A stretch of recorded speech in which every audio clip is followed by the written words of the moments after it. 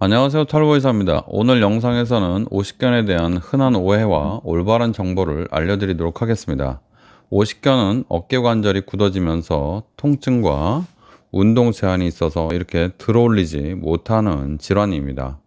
하지만 많은 사람들이 잘못된 상식 때문에 치료 시기를 놓치거나 비효율적인 방법으로 관리하는 경우가 많습니다. 오십견을 제대로 이해하고 적절한 치료와 관리를 통해서 빠르게 회복할 수 있도록 도와드리도록 하겠습니다. 첫 번째, 오십견은 50대만 생기는 질환이 아닙니다. 오십견이라는 이름 때문에 이 질환이 50대에만 생긴다고 착각하는 분들이 많은데 사실은 그렇지 않습니다. 저도 그렇게 알고 있었는데 알고 보니까 그렇지 않더라고요. 오십견은 어깨 관절 주위에 염증과 유착이 생겨서 운동이 제한되는 질환으로 40대에서 70대에서 흔하지만 30대에도 발생할 수가 있습니다. 특히 어깨를 많이 사용하는 직업군, 운동선수, 또 그리고 당뇨병이나 갑상선 질환이 있는 사람들은 오십견이 발생할 가능성이 더 높습니다.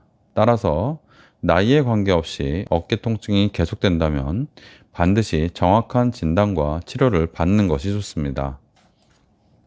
두 번째, 오십견은 시간이 지나면 저절로 낫지 않습니다. 대부분 오십견은 그 시간 지나면 다 나아 이렇게 생각하는 분들이 많은데 꼭 그렇지는 않습니다. 오십견은 동결기, 강직기, 해빙기 이 단계를 거치는데요. 서서히 통증이 생기면서 굳어지는 동결기, 그리고 더 통증은 없어지지만 단단하게 굳어서 못 움직이는 강직기, 그리고 운이 좋으면 서서히 풀려서 어깨도 안 아프고 잘 움직이게 되는 해빙기를 거치게 됩니다. 이 과정에서 적절한 치료 없이 방치하면 관절이 점점 더 굳어지고 운동 범위가 제한될 수 있습니다. 특히 강직기가 심해지고 해빙기까지 가는 기간이 점점 더 길어진다. 즉, 굳어진 어깨가 늦게 회복된다. 계속 안 움직인다. 그러면 완전히 회복되지 않을 수도 있습니다. 연구에 따르면 오십견의 30%에서 50%는 적절한 치료를 받지 않으면 영영 관절의 운동 범위를 잃어버린다. 그렇게 연구가 나와 있습니다. 따라서 어깨가 뻣뻣해지고 움직이지 않고 굳어버렸다면, 또 통증이 심하다면 치료를 늦추지 말고 적극적으로 관리하는 것이 좋습니다.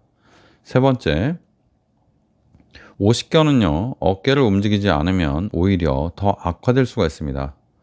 통증이 심할 때 어깨를 움직이지 않는 것이 도움이 될 거라고 생각할 수 있지만 오십견을 더 악화시킬 수 있습니다.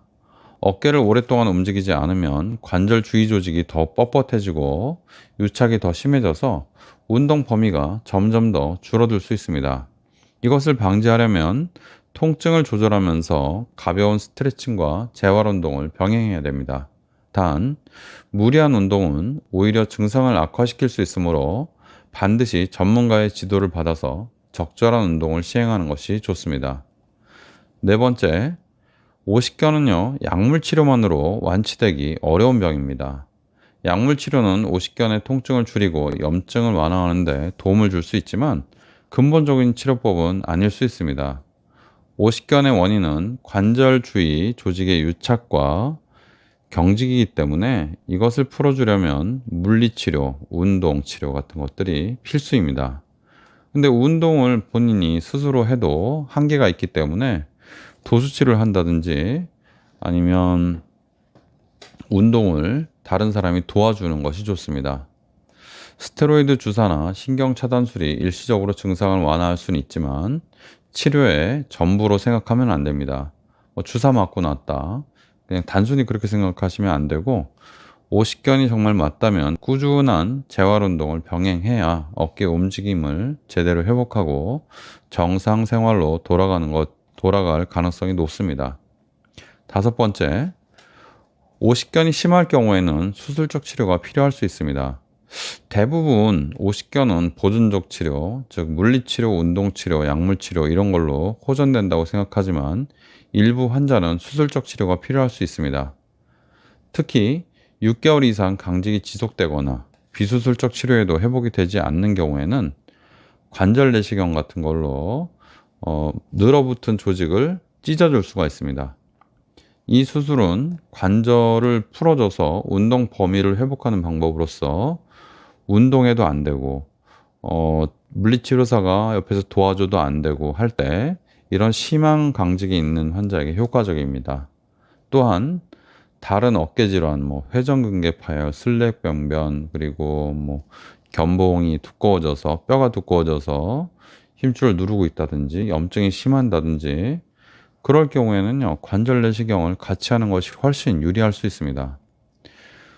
오십견의 수술 후에는요, 다시 늘어붙을 수 있기 때문에 적극적인 재활치료가 필요하고 재활치료를 열심히 할수록 더 좋은 결과를 기대할 수 있습니다.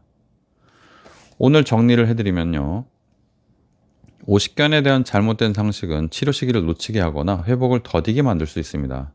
이 질환은 50대에만 생기는 것이 아니고 시간이 지나면 저절로 나아지지 않을 수도 있습니다. 어깨를 움직이지 않으면 오히려 악화될 수 있기 때문에 적극적으로 움직이셔야 되는데 아파서 움직이지 못하는 분들이 많죠.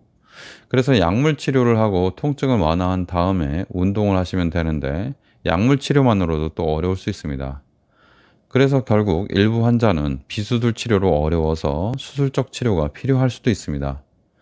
여러분들 오십견 그냥 저절로 남는 병이라고 알고 계신 분들 있고 그 50대면 다 생기는 거야 라고 그냥 간단히 생각할 수 있는데 잘못 방치하면 30%에서 50%는 장애가 장애라는 게 이렇게 아주 팔을 아예 못 쓴다는 그런 게 아니고요. 운동 범위가 줄어든다. 운동 범위가 줄어든다는 것은 팔을 원래 쓰던 만큼 못 쓴다. 그렇게 생각하시면 됩니다. 그런 장애가 발생한다. 그렇게 생각하시면 되겠습니다. 감사합니다. 오늘은 오십견에 대해서 말씀드려 봤습니다. 털보 의사였습니다.